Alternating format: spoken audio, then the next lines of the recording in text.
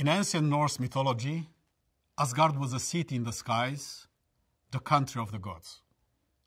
It is the realization of our people's eternal dream to leave our cradle on earth and expand into the universe. Welcome to Asgardia. My name is Dumitru Dorin Prunariu. I'm a Romanian cosmonaut and head of administration to Asgardia's head of nation, and I'll be hosting today's inauguration. We are all here because we believe in something bigger than ourselves, something that transcends borders and boundaries. Asgardia is the world's first ever space nation. We all come from different continents, speak different languages, but share the same dream: to unite people in an equal and progressive society, to build a new home for us in space, and protect our cradle, planet Earth. To achieve these goals, Asgardia formed a parliament, a government, and focused on building its digital economy. We now have a population of over 1 million Asgardians, all united under the same shared goal.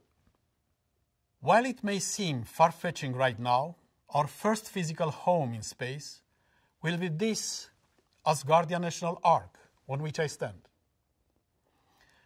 This is what we're building. This is where we're going. Humankind's next great step into the future.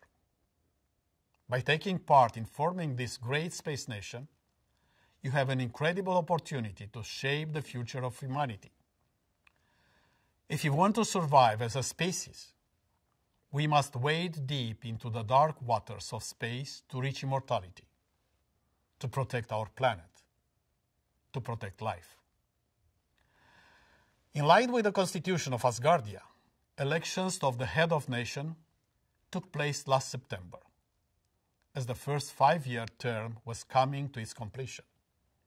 The overwhelming support of the Asgardian nation was given to the candidacy of Dr. Igor Ashurbeyli. We've come a long way in those 5 years. Let's take a look at the first Asgardian inauguration in 2018.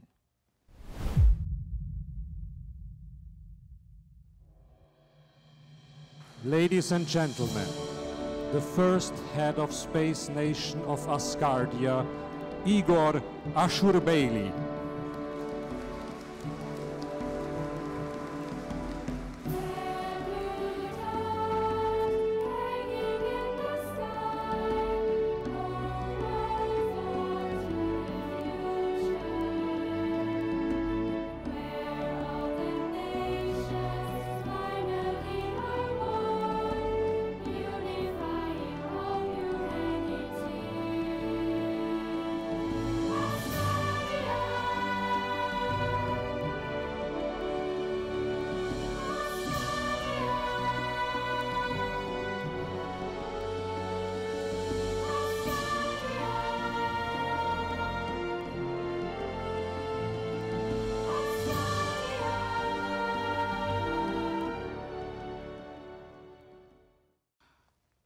Since Asgardian's official launch in 2016, we've revolutionized the way we think about our place in the universe.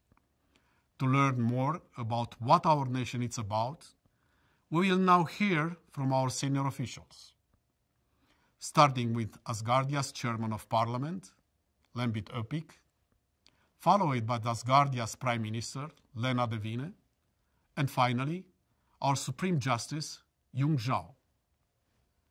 Please welcome Asgardia's Chairman of Parliament, Lembit Öpik.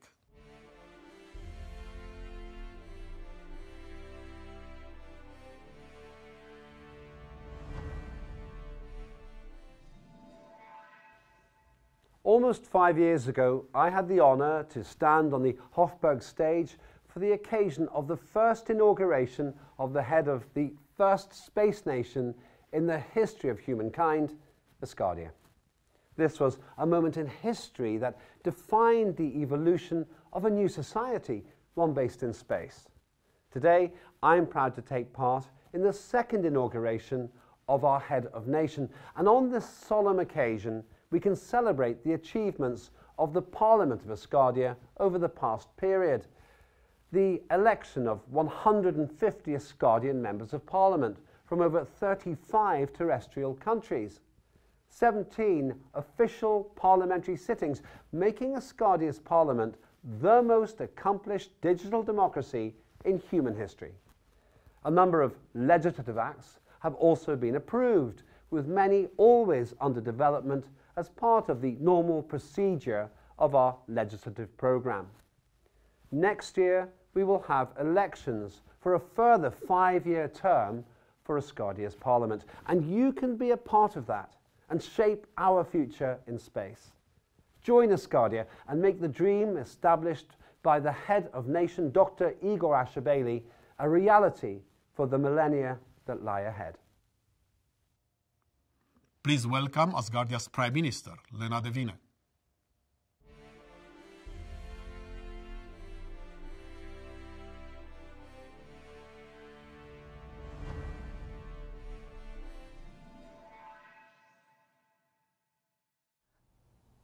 I am Lena de Vinne, Prime Minister of the first in the world history space nation, Asgardia. Since the day it was founded on October 12, 2016, Asgardia has gone a long way. It started as an idea of one man, Dr. Igor Ashurbeyli, and it grew to become a fully fledged nation. Population from all over the globe, the first ever in human history territory in space, constitution voted in by an overwhelming majority of people that define the democratic build-up of the society, fully formed and operating independent branches of power, and a democratically elected head of nation. This is just to name a few of the main achievements of the space nation in only 6 years. Inspired by the ancient mythology, rooted in the legacy of the since forever existing human strife for living in the skies, Asgardia focuses on the most modern areas of development, human settlement in outer space, and our infinite survival as biological species in the universe.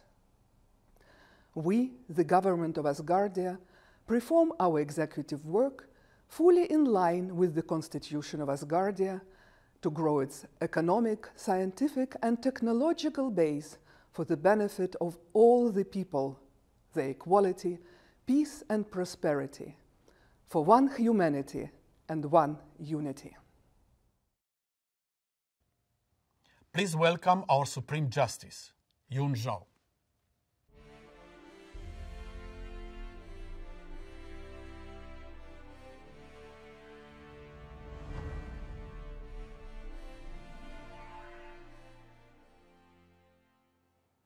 I'm Yun Zhao, the Supreme Justice of Asgardia.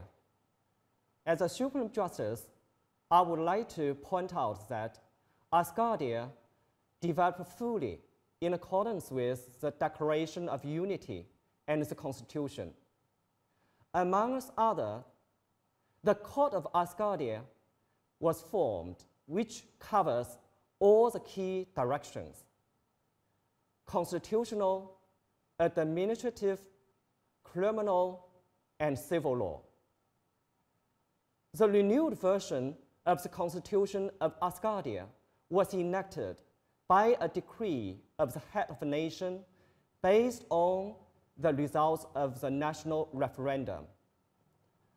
The head of the nation is inaugurated today as he took office based on the result of the national vote. And now, the moment has arrived. The reason we are gathered here today, the inauguration of Asgardia's head of nation, Dr. Igor Ashurbeyli.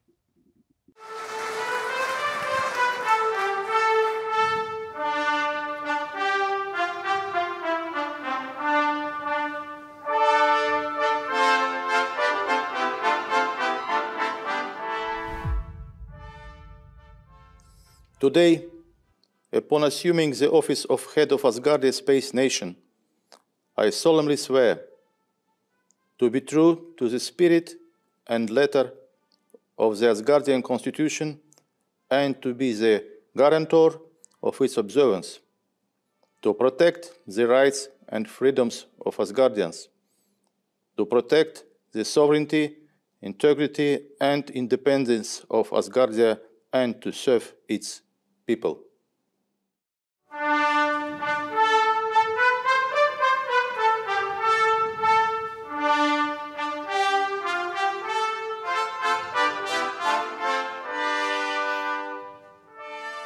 Dear Asgardians, in my first inaugural address in 2018, I proudly announced that there were more than 200,000 people in Asgardia. Since then, we have grown fivefold. There is over 1 million of us now. But even this number is still not enough. We need about 150 million citizens to be among the top 12 countries on planet Earth in terms of population. The task of exponentially increasing the number of Asgardians is one of the key ones for the next 5-year period. We have already gained positive experience issuing Asgardian resident cards. The time has come to start issuing the first Asgardian passports. An important event this year was the referendum of amendments to the Constitution. The principal amendment was the constitutional anchoring of Asgardia's primary mission, the birth of the first human child in space. On our path to achieving goal, we have come close to the first stage, an isolation experiment on the ground, simulating a year-long space flight involving several married couples of volunteers to conceive and give birth in conditions as close to those in orbit as possible. However, the cost of such an experiment is very high and funding has to be secured. The years of so-called pandemic have slowed down Asgardia's development, in particular in the banking and financial sector. There are obvious advancements: creation of a digital national bank of Asgardia and the national currency solar, the conversion of fiat currencies into solars, and the circulation of solars in the Asgardian banking ecosystem has been enabled. However, the third part of the cycle, the conversion of solars into the fiat currencies, has yet to be addressed. This is an important challenge for the next 5 years. The Asgardia 1 satellite has accomplished its primary objective of ensuring that Asgardia has its own territory as a necessary precondition for the recognition of our nation as an independent sovereign state. Now we need to take the next step, which is the launch of the Asgardia 2 satellite. Its function, technical specifications, and launch procedure will have to be determined in the near future. We are open to technical proposals and financial support. The current Asgardian national website has outgrown its potential. A new tool is required to connect all Asgardians with SpaceNet, a virtual visualization of Asgardia, space market, and other important advanced features. We are open to ideas and collaboration. Over the past 5 years of my first term as a head of nation, the leaders of parliament and the Supreme Court, elected the day before my last inauguration, stayed in their seats. 2 prime ministers succeeded one another, along with the almost entire cabinet. In my view, this demonstrates the democratic tradition being well established in our nation. Next year, the constitutional 5-year parliament term expires, and we will have new parliamentary elections coming up that I am sure will show the unity and confidence of our people. Right now, I am addressing you in English, because more than 60% of Asgardians voted for it, which made it the first one out of the 12 official languages of Asgardia. Languages are the only thing that truly divides humankind. Neither races, no religions, no nationalities, no states with their drawn borders and physical armies should divide us. Only linguistic differences may hinder our mutual understanding. But this will not last forever either. I think that creating a common Asgardian language in no more than 2 generations of Asgardians will give yet another angle to bringing out our main motto to life: one humanity, one unity. There is explicit prohibition in our constitution against interfering in the affairs of the states on planet Earth, which I will adhere to. However, looking at the way humankind is polarized today, I appeal to all Asgardians as citizens of their earthly countries. You are our future. You are called upon to be those who will end hostilities and wars on planet Earth and strive into the infinite universe. Alone, neither nations, no peoples, no even their coalitions can create the universal harmony we so desperately need. Only the evolution of each and every one will fill our common world with love. I hug all of you and every one of you.